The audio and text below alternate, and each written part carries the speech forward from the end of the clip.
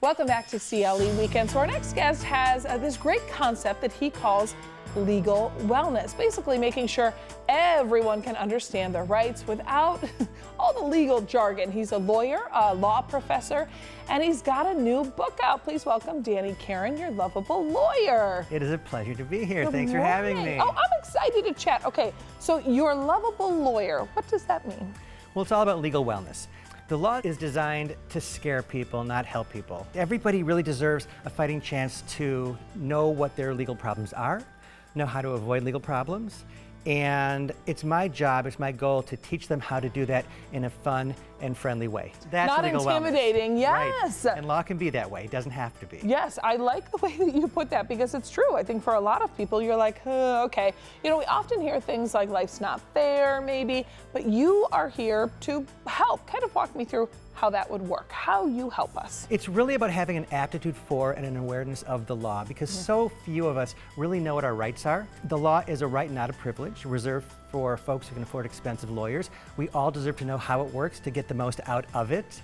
And unless you have a little bit of guidance, you're really left in the dark. You're left behind, and that's not fair. And that's what my new book is designed to achieve. Okay, Guide to Legal Wellness.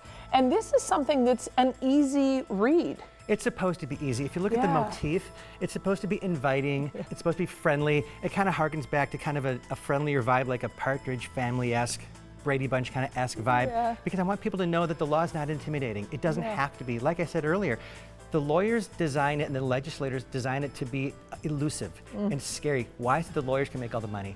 These are concepts and practices we can implement ourselves if given the chance, if given a fighting chance, and I try to do that in my book. That, again, is legal wellness. Yeah, I mean, you're spreading the word not only, though, in your book, there's more ways that you talk about legal wellness. Right, I keynote, and I do workshops. And the keynoting, by the way, I'm focusing on college and university students because they're so vulnerable.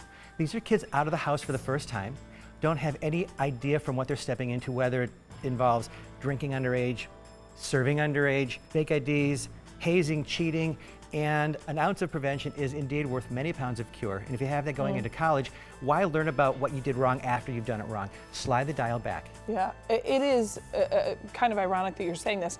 I have a nephew who's going off to college, and I literally this morning was just thinking like, gosh, there's a lot of like street stuff we got to talk to him about, you know, because I think he kind of lives in an innocent world until they're on their own. Yep. And you have to prepare them for that stuff. Not that he's not, I think the aunt in me is like, oh, I want to make sure I remind him of all these things. But that's just the thing. A lot of folks don't know what the issues are. It's all about issue awareness, issue spotting. We lawyers learn that, and I want to relate that to regular folks because I know what the problems and perils and pitfalls of going to college are. You probably do too in retrospect, but a lot of parents don't. They might teach their kids a bit about physical wellness, shower at least twice a week. Yeah. Here's how you do your laundry. Right, exactly. Don't mix the colors in whites, which I did. I came out with a pair of pink sweatpants that started out white. I washed them with a red sweatshirt, okay? Don't do that. It happens. Emotional wellness, if you feel worked up, talk to somebody. Financial wellness, don't spend what you don't have. But where it comes to that last essential wellness bucket, legal, which, by the way, when a tip spills into the others, you freak out, you go broke, you feel bad. Nobody really gives that guidance because unless you're a lawyer, you don't know how to. Yeah. I try to bring that lesson into every household, to every college and university kid and beyond through the book. Why are you so passionate about this? Because in 35 years of doing consumer litigation and teaching law and writing, I observed a couple of things.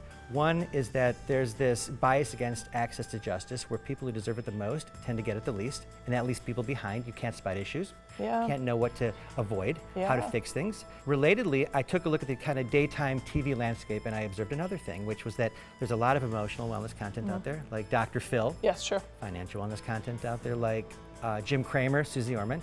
But again, nothing law-related. That lane is open except for these exploitative courtroom shows that prey on people after disaster is struck.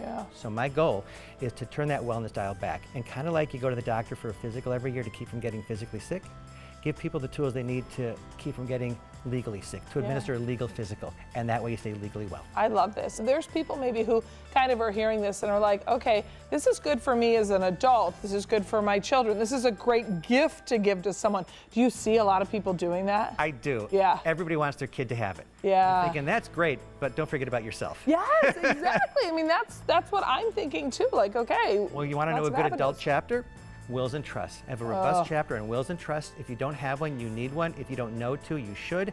And if you don't, it's not you who'll suffer. You'll be gone. It's your kids. Yeah. These are things you need to get ahead of to avoid getting legally sick and staying legally well. Well, and I think it's great when you have parents who are on top of that, who can say, all right, come on, kids, we're all meeting at the house, we're all going over this, and we're doing that. We want to get more information on the book. We want to get it. What's the best place to do that? Well, my website, yourlovablelawyer.com. It's on Amazon, Barnes & Noble, everywhere good books are sold. Wonderful. Thank you so much, Danny. This was great to chat with you. It was such and a pleasure. Again, I think you've given a lot of knowledge to not only adults, but parents who are like, get over here to their kids. We're watching Danny right now. That's the goal. Stay legally well. Yes, thank you. We'll be right back on CLE Weekend.